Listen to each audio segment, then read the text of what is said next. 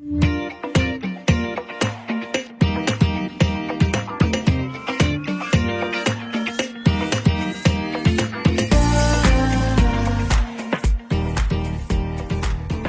everyone, and welcome back to my Unhealthy Podcast. I'm your host, Uncle Marv. This is the show where we have real and unfiltered conversations about the health issues most of us wrestle with, but we rarely talk about honestly. And today we're going to be talking about one of the emotional, confusing, misunderstood topics out there, childhood obesity. So if you are a parent, grandparent, educator, or you just care about the next generation, this episode hopefully is for you. And we'll kind of talk about the headlines, the shame, and the social media noise, and talk about what actually is happening with our kids' health. My guest today is Dr. Evan Nadler, a pediatric surgeon and one of the pioneers in treating childhood obesity and performing bariatric surgery for adolescents. And I will let him describe a lot more of what he does. Evan, welcome to the show. Thanks, Uncle Marv. It's a pleasure to be here. All right. So, of course, there is a lot of information out there, a lot of talk, a lot of news about childhood obesity. Let me just start by asking you, what's the biggest point you like to make to people when that discussion comes up? Yeah. So, it goes for both childhood obesity and adult onset obesity, which are slightly different things, which we'll probably get into in a bit. But the reality that I want people to take home, or the one most important point, is that obesity is a disease. It's not a lifestyle choice. So no one chooses to have obesity. Certainly children don't choose to have obesity. And there's something you can do about it, whether you're a kid or an adult or a family that struggles with weight. And so the self-blame and the self-shame and then the societal blame and shame are really the things I'm trying to address and get rid of. And, so that's sort of the whole take-home point for me, is that it's a disease just like any other disease. And you don't need to be shamed if you have high blood pressure. You don't need to be shamed if you have high cholesterol, and you shouldn't be shamed if you have weight issues. Okay. Now, full disclosure, I don't have a true child of my own. I have a stepson who is an adult, has not experienced issues with obesity. I have two nephews that every now and then they kind of get a little pudgy. But I don't think, and I'll be honest, I don't know that they struggle with obesity. We don't have those discussions. But when I do hear the discussions out there and the noise, a lot of people always talk to, our food and diet, and that food wasn't, this way when we were growing up. It wasn't all processed and didn't have all the chemicals. We didn't, as children, eat all the sweets that are eaten today and stuff. So a lot of people are, using that as the reason that we have obesity. Kids are just simply bigger today than they were back in the day. How much of that is true, and how much of that is something we need to kind of steer people away from? Yeah. So it's actually both, because Okay. so there's a field known as epigenetics, which people don't really need to know that name, that term, but it's relatively new, and maybe 20 years or so that people started to understand it. And what it studies is actually how the environment, meaning food or chemicals or pollutants or stress or lack of sleep, how all those things actually change your DNA. So change your genes so that they work differently. So while it is true that food today isn't the same as food when you and I were growing up, and for people who aren't seeing this video, I think Uncle Marv and I are probably about the same vintage. We won't disclose our vintage, but it's probably similar. But the damage to the DNA isn't from the food that the kids are eating today. It's from the food sort of that their parents may have eaten along the way. And it isn't as simple as ultra processed food, although that's what the media would like you to think. Certainly what our HHS secretary would lead you to think. But it's not as simple as that. And it's not just food. And it's not that if we all started eating today like we did in the 70s, that everybody's weight issues would go away. It's far more complex than that. Hmm. All right. So when you say that, obviously the next question usually comes to, well, how is it different? I mean, Right. what is it, metabolically, chemically, genetically, what is it that is causing this? And of course, beyond that, what do we do? Sure. 100%. And I'm going to go ahead and pitch my book right now Okay. because I am writing a book on this entire topic that hopefully will be out about this time next year. I have a publishing deal that I'm working on right now. So the wheels are in motion.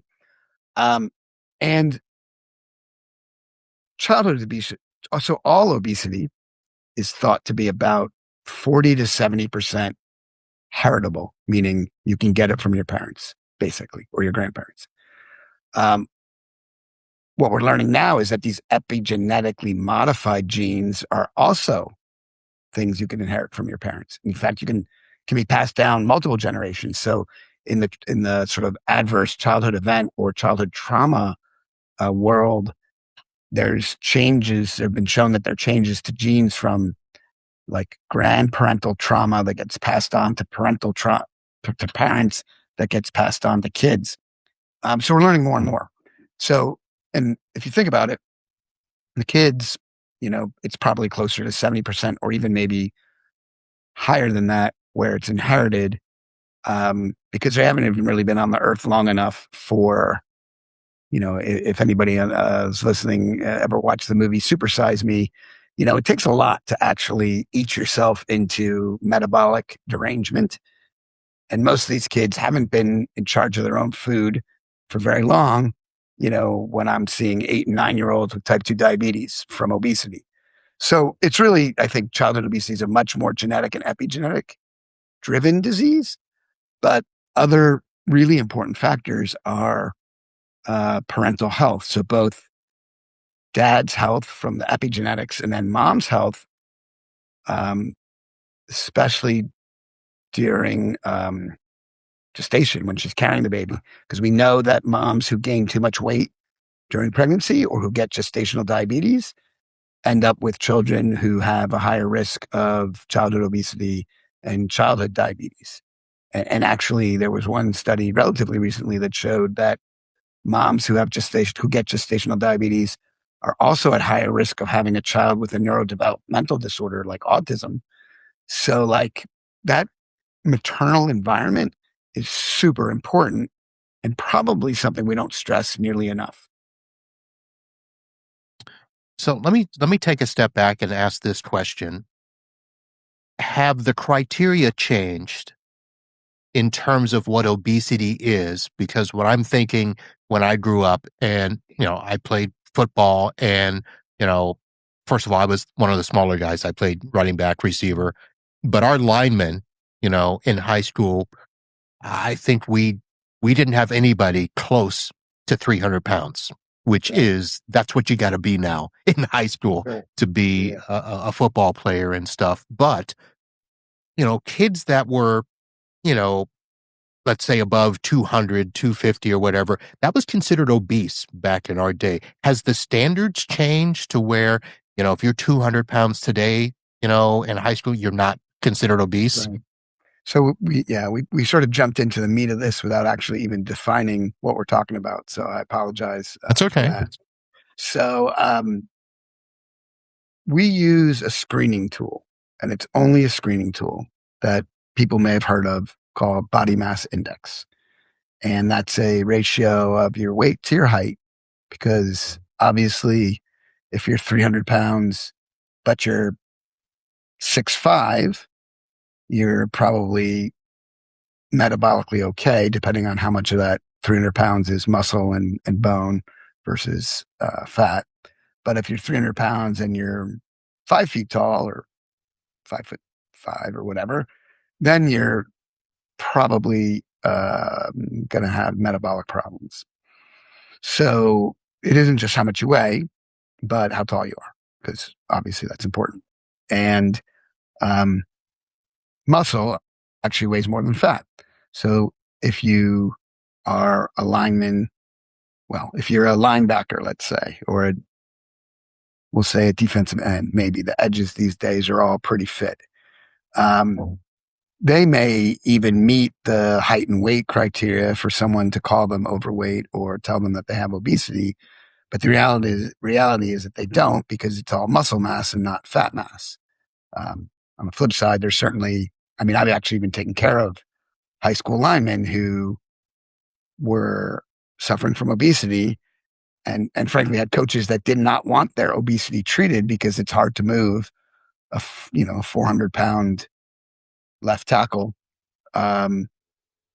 So it's a screening tool. And the reason I say that is because it's obviously you want to know what the metabolic impact of the weight or adiposity is.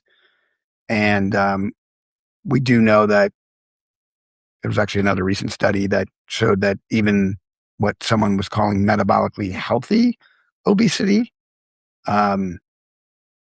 has risks for young adults when they reach that age to have an increased incidence of cardiac disease, cardiovascular disease.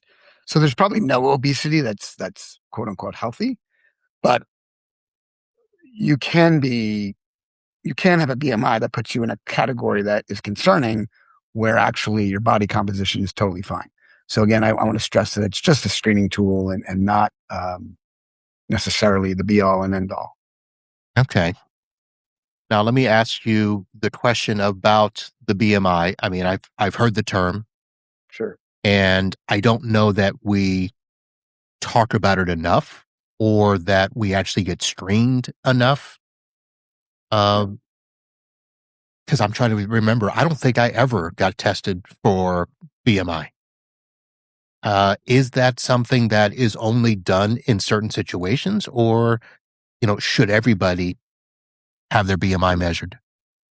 Yeah. So every kid gets their height and weight checked for every well child visit, because we plot them on the growth curves to make sure that people are either staying on their growth curve or we catch them before they fall off it in one direction or another. In kids, we don't use BMI exactly. We use a modified BMI percentile for age and sex. Because in kids, obviously, boys and girls grow at different rates and have different maturity levels. So we modified a bit. In adults, I think every adult should have their BMI measured. I think a bigger problem is that most young adults don't even bother to go see the doctor. So, thinking about myself, I'm not sure I actually saw a primary care doctor from age maybe, 20 or younger to probably 40 something. And that actually is another sort of piece of the puzzle in terms of trying to deal with this obesity epidemic, in that, again, like, that age group is the age group that's having children. And if their metabolic health is not optimized before they have children, or if the intrauterine environment isn't optimized for the developing baby, those are factors that can impact that child for a lifetime. And so, when you asked a couple questions ago about what to do about it, and I didn't actually give you an answer, I don't think, but I'm giving it to you now, which is we really need to educate people about the disease, and specifically younger people, because, we all think we're invincible as adolescents or early young adults. And A, that's not true. And then B, we're also potentially passing on risk to our kids that we don't even know about, because no one's ever talked to us about it. And no one is aware of the sort of epigenetic changes that we can pass on. Like, there's nothing you can do about your genes, but you can do something about your epigenetic changes that you pass on. Okay. So talking about what we can do, and this is going to be one of those parts of the conversation where I'm not quite sure how to frame it because we're talking about childhood obesity, but yet we're talking about adult solutions that we're pushing on children. So, of course, we've got all of the diets and the programs that we're now telling, you know, our children they've got to just simply move more, eat less, the same way that we do.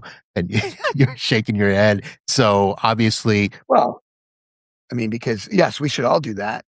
But I was shaking my head because I didn't mean to cut you off, but I'm shaking my head because that alone just doesn't work, right? That's sort of like well, obesity yeah, prevention type of stuff. I mean, it doesn't work for us. So Yeah, but most adults try that and don't, have right, success. right. So yeah, so again, so I definitely think it's important for young adults who are having children to not only get their own health optimized before they decide to have children, but also that also helps because then when the children are born, they're born into a household that probably has a little bit better or healthier lifestyle because the family's already in tune with sort of the importance of exercise, which definitely helps your metabolic health. And don't get me wrong, I'm not saying ignore exercise, and I'm definitely not saying eat whatever you want. I'm just saying that those things alone don't help the majority of people, especially if you already have obesity when you start. So it's much better. So like what I'm trying to sort of advocate for parents to do is get their health in order, or prospective parents get their health in order, and then know sort of what their kids' risk might be, and then tailor what goes on in the house maybe around that risk. Because you're never going to tell a kid you can't have birthday cake, or you can't have pizza, or you can never have Chipotle, or we'll pick your favorite fast casual or fast food, whatever.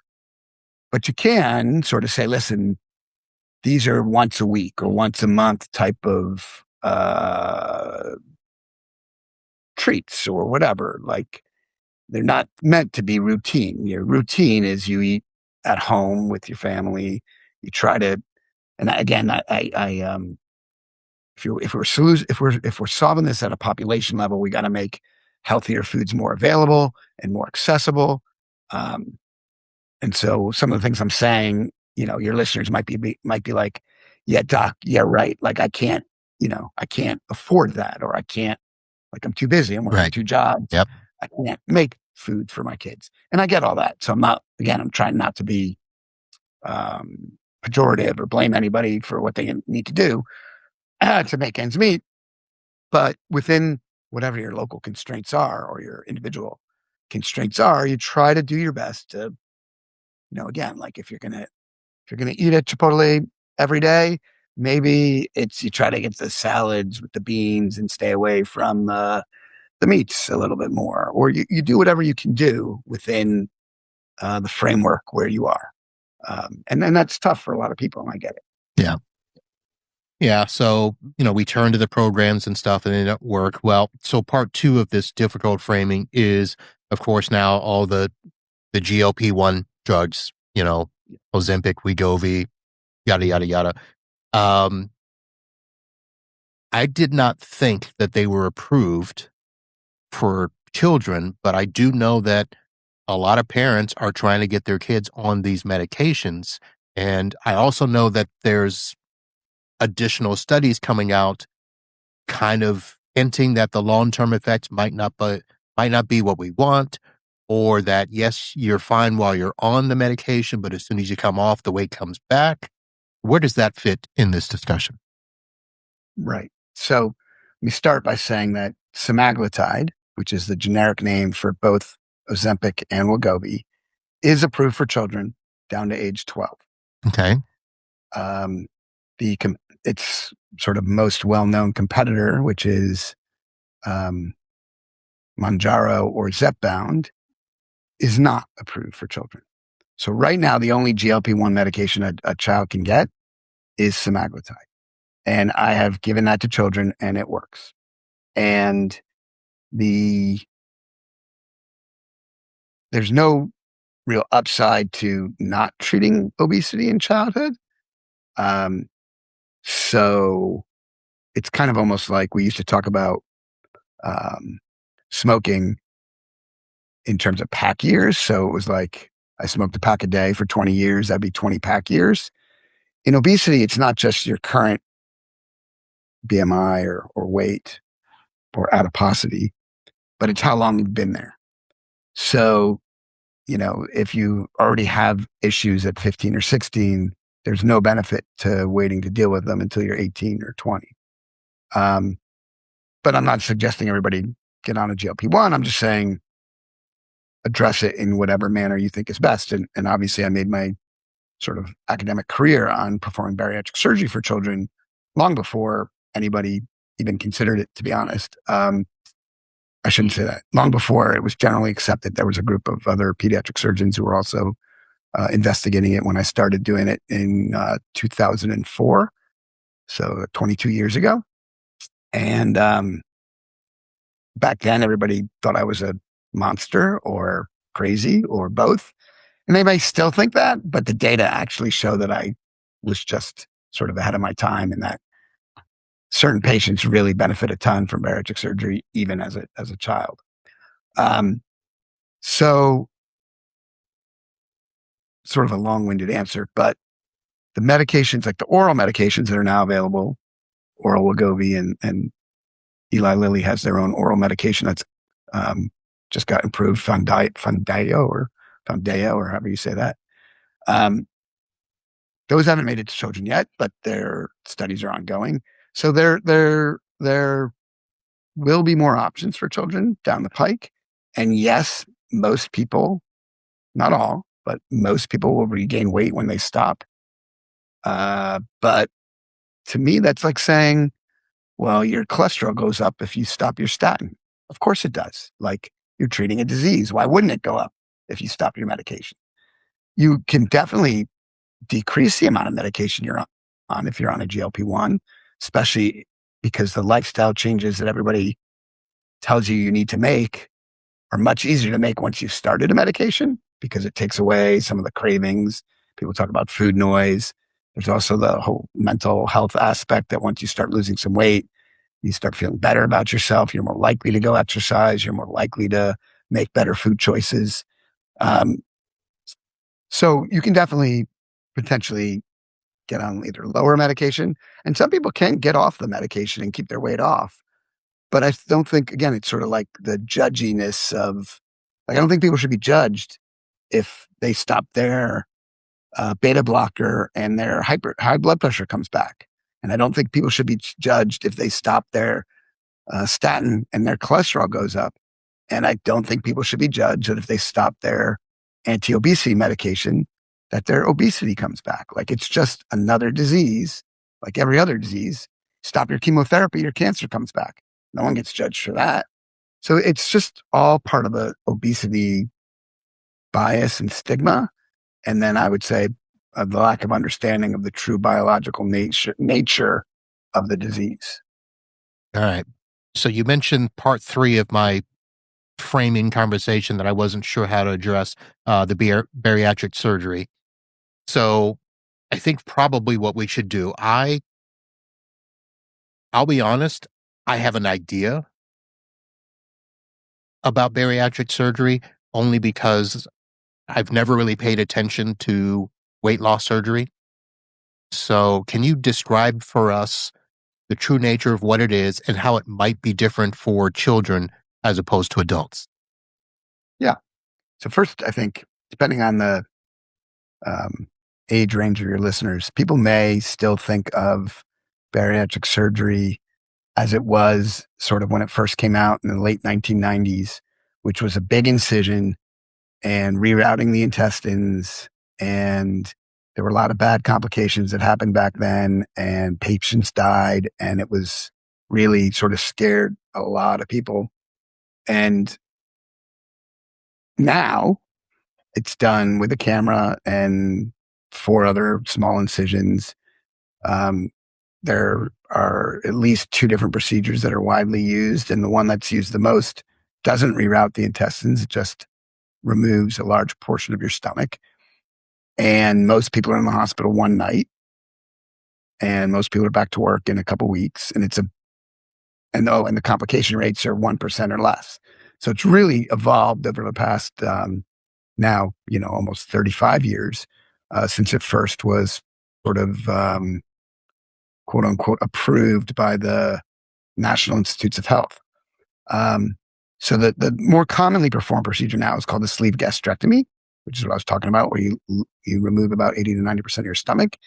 And it probably works very similarly to how the GLP-1 medications work. In fact, people have measured GLP-1 levels in patients after surgery and tried to connect them to patient outcomes. And in kids, basically, that's all we do. We don't do the gastric bypass anymore. In adults, maybe about a quarter of people still get a gastric bypass, but about 70% get a sleeve.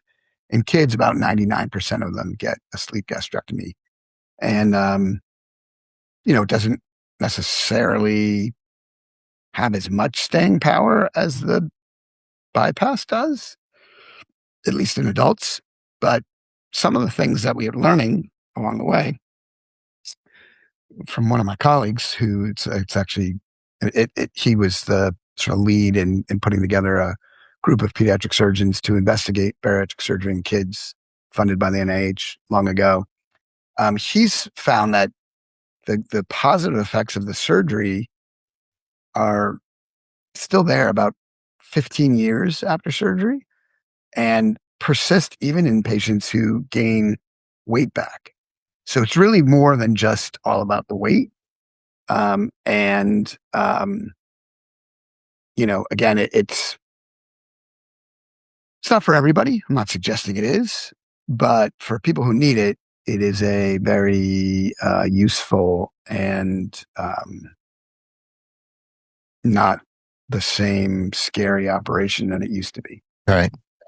Now, am I correct in thinking that this is really an extreme situation? This isn't just, not everybody gets a surgery.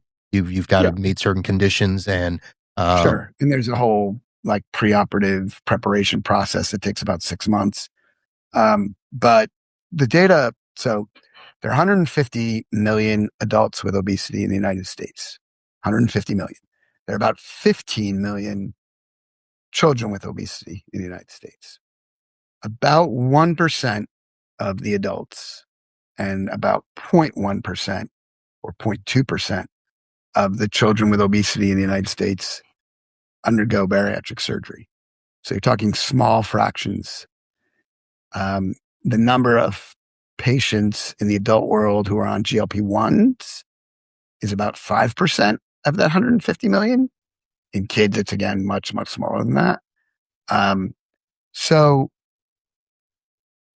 you said extreme situations.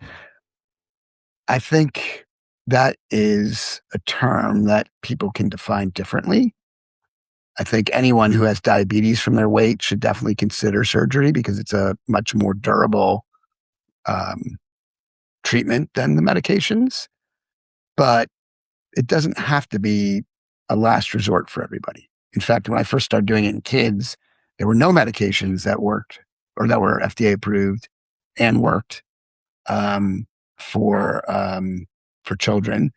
So a lot of my patients weren't necessarily as extreme as you might think, but they all had obesity and they all had medical complications of their obesity, and they all needed help. And again, it actually, doing the surgery in childhood is actually, the kids do better. They heal more quickly. They don't have the same adult complications that adults with obesity have, like pneumonias and clotting issues and things like that. okay. So, so I think for me, it's always the earlier the better. Like there's just no All right. no real reason to put off appropriate care if that care is something you're interested in. Okay. For some reason, the reason I came up with extreme is that these were in my mind, I was picturing the same type of process where there had to be this approval by insurance, in the sense that you had to meet, certain criteria. And you already mentioned that, if there's a medical issue other than just the obesity, the diabetes or something like that, life threatening or whatever, then yeah, that's a whole different ballgame. And that is true. And it's still true. And actually, when I'm on my soapbox, and others have also gotten on their soapbox about the same thing, we actually use the same, insurance companies use the same criteria that were developed in 1991, 35 years later. So to qualify for surgery from an insurance standpoint, you have to have a BMI of 35 with a medical issue related to your weight, or a BMI of 40 without any medical issues. And those numbers were determined, again, back in 1991, based on sort of risk of early death at those different BMI numbers, like population studies, risk of early death. But back then, the complication rate was about 10%. So in theory, if the complication rate is so much lower now, and the success rate is so much higher now, the criteria to get those surgeries should have changed. And also, what those studies used back then to come up with those numbers were basically white males. And now we know that the disease of obesity affects different ethnicities at different BMI numbers. For instance, if you live in India and you want bariatric surgery, you can get it with a BMI of 28, because Southeast Asians don't handle extra fat the same way that Caucasians do. So there's a lot of things that have evolved over time that we really understand much better than we used to, but the insurance companies haven't changed a lick. Okay. And there's other factors that come in, like, you mentioned type 2 diabetes, but I've heard that sleep apnea now is a factor in that, Yep. hypertension, which I'll be honest, I need to look up what hypertension is. I know it's mentioned a lot, and I never go to look it up. What is hypertension for us lay people? Yeah, I mean, again, it's so your blood pressure is measured in two different numbers, a systolic and a diastolic. So people might have heard, or if they're watching The Pit or whatever they're doing, they've heard blood pressure 120/80 or whatever number are being shouted out. And in kids, there are different cutoffs for high blood pressure. In adults, to be honest, I don't even know what the threshold is, but 120/80 is actually normal. And I think if you get to 140, you can have systolic hypertension, you can have diastolic hypertension. There are a bunch of different pieces. You can have both. So there are a bunch of obesity related diseases, like you mentioned: high blood pressure, cardiovascular disease, diabetes, sleep apnea, what's now called metabolic dysfunction associated steatotic liver disease, which is a mouthful. So most people say MAS-LD or MASH when it gets worse. So there are all these things that we now know can be treated with weight loss, whether it be surgical or medical. And again, with sort of these are things that we didn't really know when this all started long ago.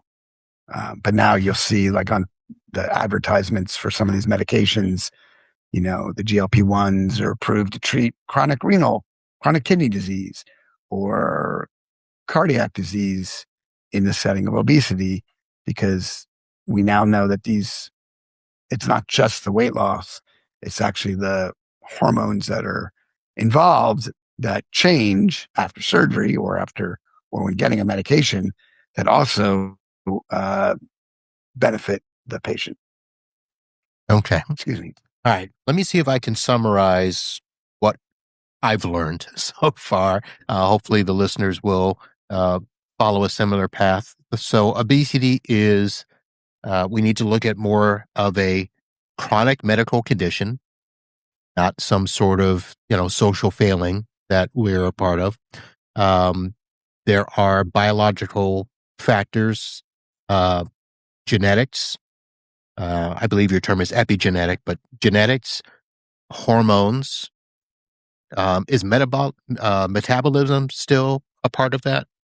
Yeah. And Okay. so there's a whole, and I just want to interject. So sorry again for cutting you off. And I know you can obviously tell I could talk about this stuff all day. You can cut me off whenever you want. We can come back and do a second episode or whatever. But one of the things that people also should know is that your body defends its weight. So if you start working out and eating less to try to lose weight, your body will actually slow its metabolism because it wants you to stay where you are. And that's why I'm sure almost everybody who's listening has lost 5 or 10 pounds at some point from doing the right thing. And then almost as soon as they stop, it all comes back.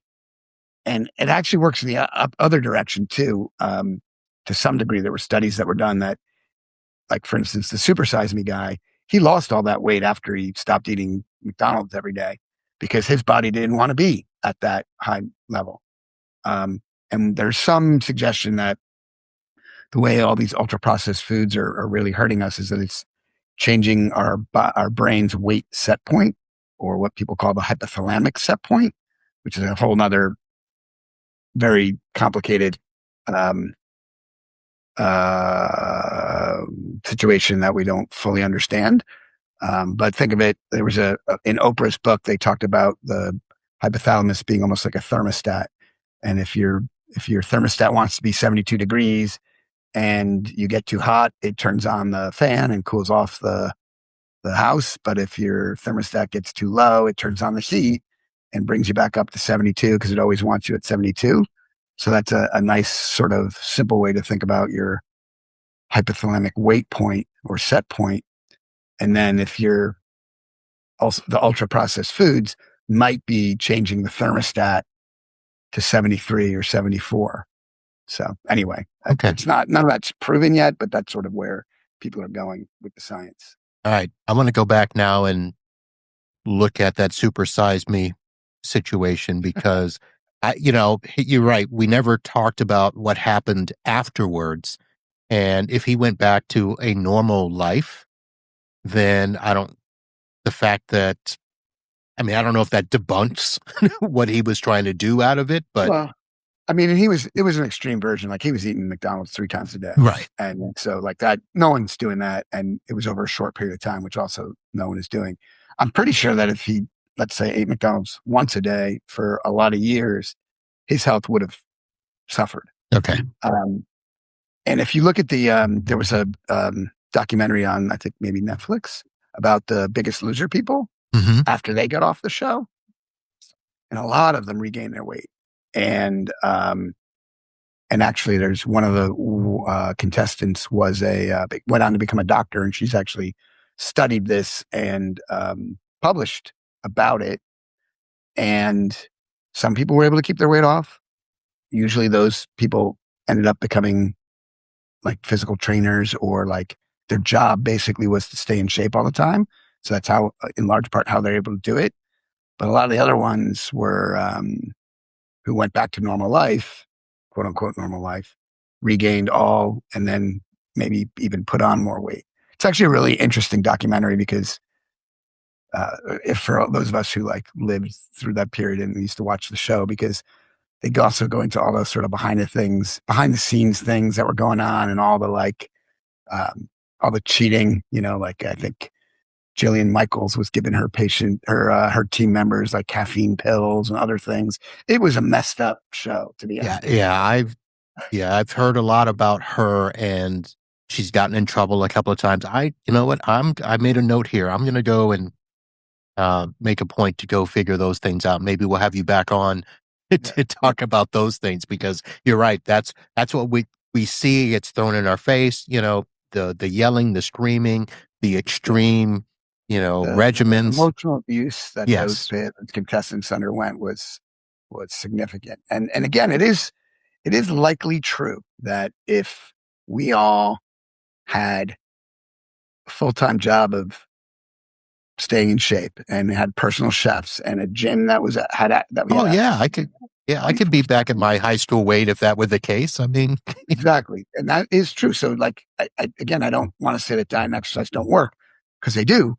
It's just that most people can't really commit to what it would take.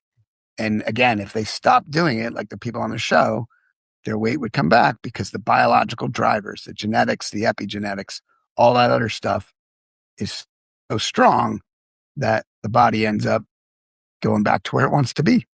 And that's why, sort of getting back to the very beginning, what's the take home is that obesity is a complex chronic disease, not a willpower failing or failure of willpower. It's not a choice. And while there are things you can do about it, like medications or surgery or lifestyle, it's not easy. None of them are easy. And that's another myth that like surgery or medication is like the easy way out. It's not easy. It helps. It helps people make the right choices and helps people, and I shouldn't say the right choices. It makes people make healthier choices because the right makes it sound like right and wrong, which is not the case. But it's not easy. It's not like people go in and, once you start getting GLP-1 medications, it's like all sunshine and roses. No, it takes work. It still takes a lot of work.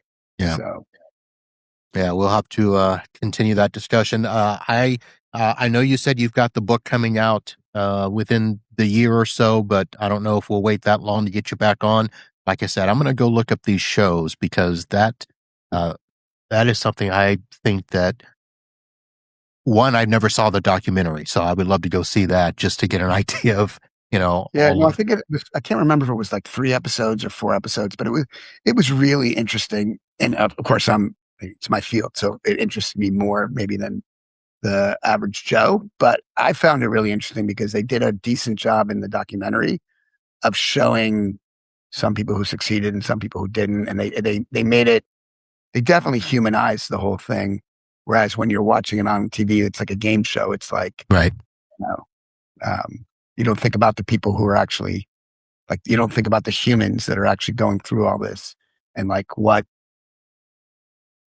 how desperate they were to even be on the show, to be willing to be freaking yelled at by these people on national television, like think about the desperation they must have felt to like, to want to put themselves through that.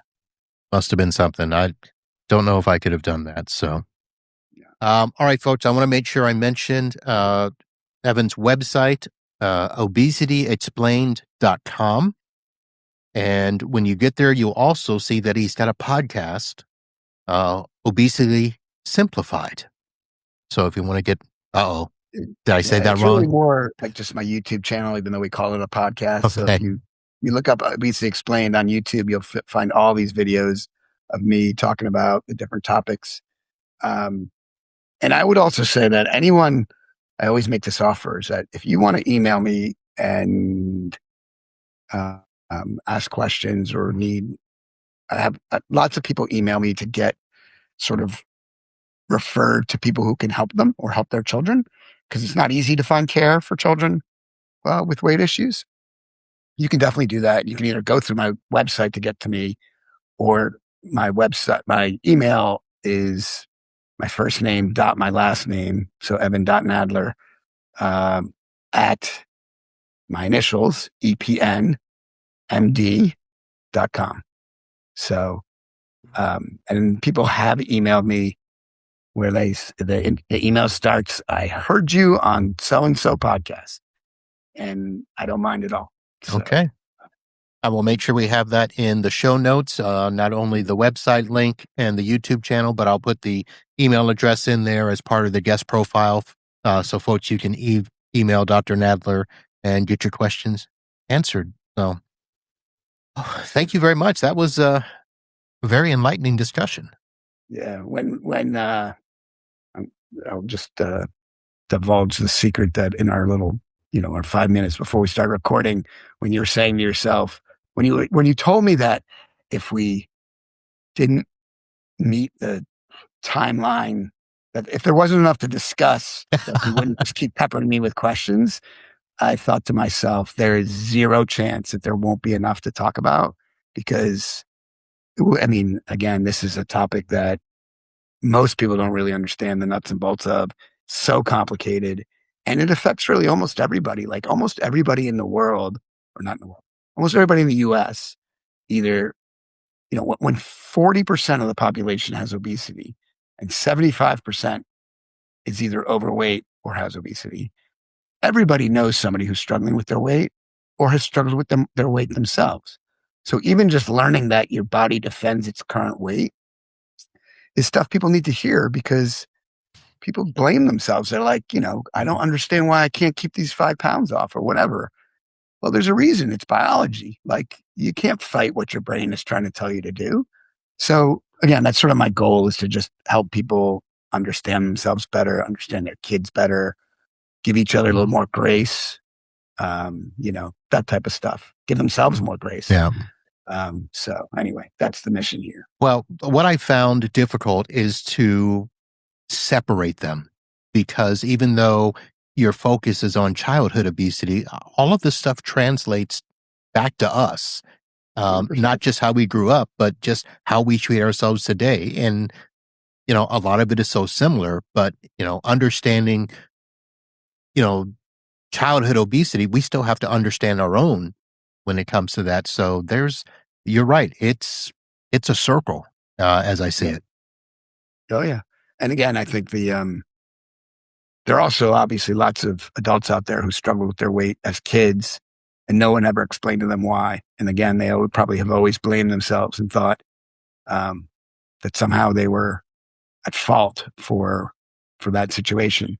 So I do think, I think there's lots we can all learn. And again, since the disease is so prevalent, I'd like to think that the information was useful for many. All right. Well, again, I will be reaching out at some point in time to go over some of these other things. And definitely when your book is out, be sure to let me know. 100% will do. All right. Well, folks, big thank you to Dr. Evan Nadler for bringing us this information, and a lot of clarity, to be honest, about a topic that, it's just overwhelming for a lot of us. So if this conversation helped you to see child obesity and medications and surgery in a new light, don't keep it to yourself. Share the episode. And of course, if you want to learn more about Dr. Nadler's work, be sure to check the show notes for the links to his Obesity Explained platform and resources. And be sure to subscribe so that you won't miss the next time I have him on the show. And as always, I encourage you to spend part of your day taking care of yourself by the things that you learn here. Start one better conversation this week. And remember to live healthy and be happy. Bye-bye.